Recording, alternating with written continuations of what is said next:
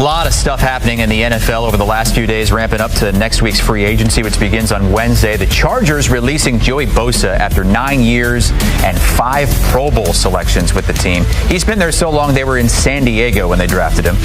Bosa was due about $12.5 million of a roster bonus on March the 12th. This move's going to clear just over $25 million in cap space for next season. Bosa went over 10 sacks in 2021, but since then, he's really only played about a third of the Chargers' games with injuries. A lot of free agents like Bosa with big names, but do they still have big games to back up those names? Bryant McFadden is going to play name or game beginning with Joey Bosa. Does he have more name, B-Mac, at this point in his career? He's set to turn 30 this summer. Does he still have game? I'll say more name with Joey Bosa than game. And the reason why, you just kind of hit on it, Chris, the inability to stay on the football field, right? The last 3 seasons, he's only made 18 starts. He's been more injured than healthy. And then when he's been on the football field in those starts, only 13 sacks the last 3 years. So I'm not saying that Joey Bosa still doesn't have any production left in the tank. But based on what he's done throughout his 9-year career thus far, being able to establish himself as one of the high-level pass rushers, I side the differ in terms of what I expect to see from Joey Bosa moving forward. That's why I say it's more name than game moving forward with Joey Bosa. He's still in his 20s. His teammate, Khalil Mack, is 34 years old. Is Khalil Mack more name or game? When you talk about being 34 years old, I don't know what your wine of choice is, but you know, he's aging like fine wine. He's 34 years old, but the thing I like about Khalil Mack, and I think this is more game than name, is his ability to be on the football field. He's basically started every game the last 3 seasons, and outside of that, getting to the passer, 31 sacks in the last 3 years. That's basically double-digit sack seasons the last 3 seasons. That's great production. Yes, he's older, 34, but he's aging like fine wine. Whatever your wine of choice is, that's who Khalil Mack has been, and I think he still has that left in the tank moving forward in 2025. So this is all about game in terms of Khalil Mack. What do you know about wine, B-Mac? Well, you know, most of my friends are big-time drinkers, so I know a thing or two about wine. I don't partake in wine, but I know a little bit about wine, red wine, white wine, depending on what type of meal you're eating, right? Yeah, maybe a little reduction sauce on your Cornish game hen that you order up to the hotel room every Super Bowl. We're talking ages here, and let's go to someone that's about our age. Aaron Rodgers is going to turn 42 next season. For reference, that's how old Tom Brady was his last season in New England. Does Aaron Rodgers have more name or more game at this point? This is more name for me in terms of A-Rod, and when you look at what he did a year ago, I mean, he did give you pretty decent production for the New York Jets. We talk about 28 touchdowns, 11 interceptions, over 3,800 yards throwing, but that did not warrant to wins.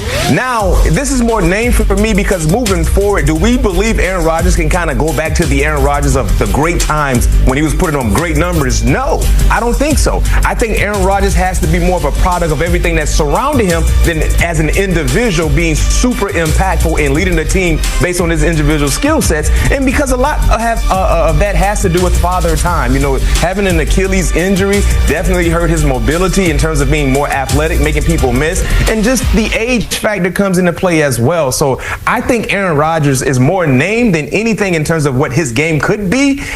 I still believe he can give you good numbers, but in terms of being the great player that we've once raved about throughout his prime years in Green Bay, I think those days are long gone. So this is more about the name than game. How about a guy that might be joining Rodgers once again, wherever he ends up, Davante Adams, who turns 33 next season?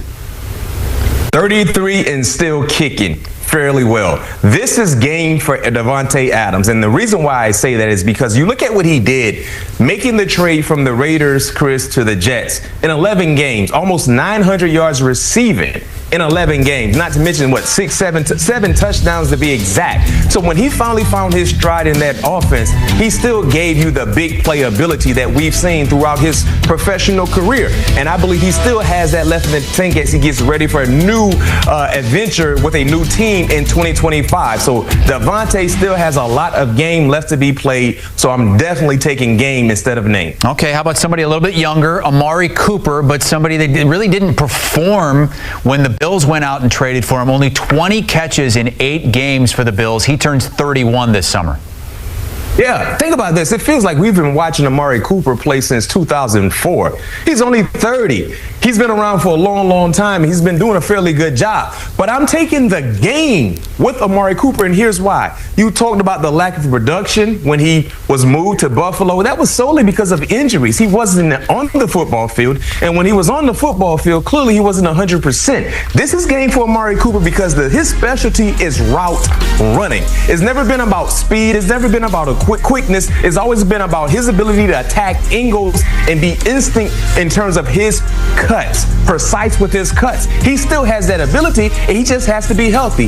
And granted, throughout the offseason, one would assume that he will be healthy getting ready for 2025. And if that's the case, you know he can still route up any defender that stands in front of him. That's why I'm taking game with Amari Cooper instead of name. A lot of these guys with big names, free agents, many more are potentially on the trade block, like DK Metcalf, like Cooper Kupp. There's another that's on the trade block right now, not a wide receiver, but a big-time defensive name. Trey Hendrickson, according to ESPN, has been granted permission to seek a trade. Now, he's 30 years old, coming off back-to-back 17.5 sack seasons. I think I know the answer to this, but at this point, if you're looking to trade for Trey Hendrickson, would you say more name or more game left in his career? More game. He was the only bright spot for the Cincinnati Bengals on the defensive side. He led the NFL in sacks last year. And remember, before 2024 kicked off, he made it known he was looking for a new contract. They declined to pay him, giving him extension. Now he just created more financial leverage for himself. So when you look at the teams that could use a guy like Trey Hendrickson, not knowing what's going on with the Chargers, they definitely could use Trey Hendrickson. The same can be said for the Washington Commanders. The same can be said for the Dallas Cowboys, the Buffalo Bills. There's quite a few teams that can utilize a big-time pass rusher like Trey Hendrickson, but with that production, you have to go give him the money that he's looking to receive. So we have to see how this plays out. But one question I have, Chris, in terms of Cincinnati, your defense was already piss poor last year. So you're ready to move on with the best player, the one bright spot on your defense. Well, Joe Burrow, I hope you have that play 60 on warmed up, because you're going to have to score 50 plus to win ball games if you move on with Trey Hendrickson and some of the other players they will lose on the defensive side based on how bad they were last year. Yeah, they tagged T. Higgins. Sounds like they're going to make Jamar Chase the highest paid non-quarterback in NFL history, or at least that's what the team says is going to happen. And now they've granted Trey Hendrickson permission to go seek a trade. What teams out there should be looking for a guy like Hendrickson that might be a Hendrickson away from becoming a Super Bowl contender? Wow, a Hendrickson away from becoming a Super Bowl contender. Buffalo. I think Buffalo should be in the running for Myles Garrett or Trey Hendrickson, in my opinion. The thing I love about those two players, they look like what they hunt.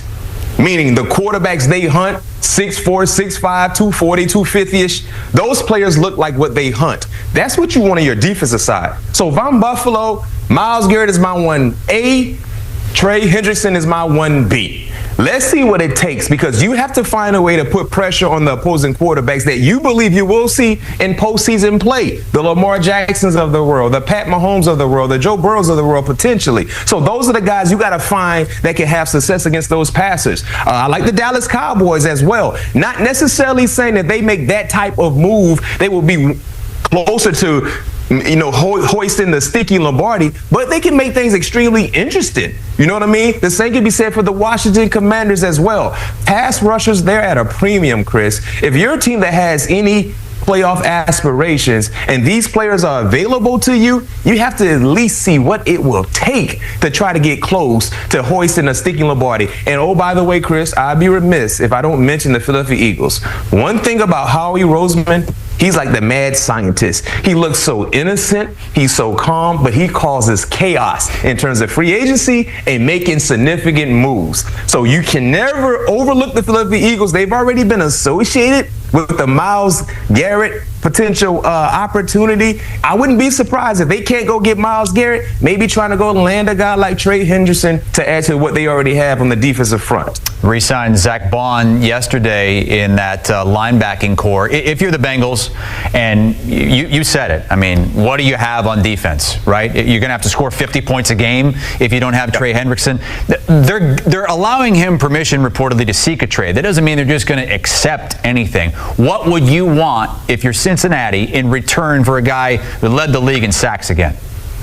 Well, multiple picks. You said it. He's 30 years old, so he's closer to the end than the beginning, but yet and still, he's still a serviceable guy. So multiple picks, maybe including a second-round pick. See, the thing is for Trey Hendrickson, you have to see what the compensation is for a guy like Myles Garrett in return to Cleveland, because he is below Myles Garrett in terms of the pecking order. So if you're Cincinnati, you can't just outkick the coverage, because Trey Hendrickson is a great player, but Myles Garrett is a greater player. So you can't really make it too difficult. You have to understand and see what the market is for a guy like Myles Garrett and what the Browns would want in return for his services. So me personally, multiple picks, maybe best case scenario, second rounder, but clearly at least a third rounder along with something else would be feasible, I think, for what he could do for the new team he's a part of. This is going to get dicey. It seems like every day, Chris, we're getting new news coming from the NFLs in terms of the draft, in terms of veteran, and like you mentioned, free agency is days away. So you think we're heating up right now,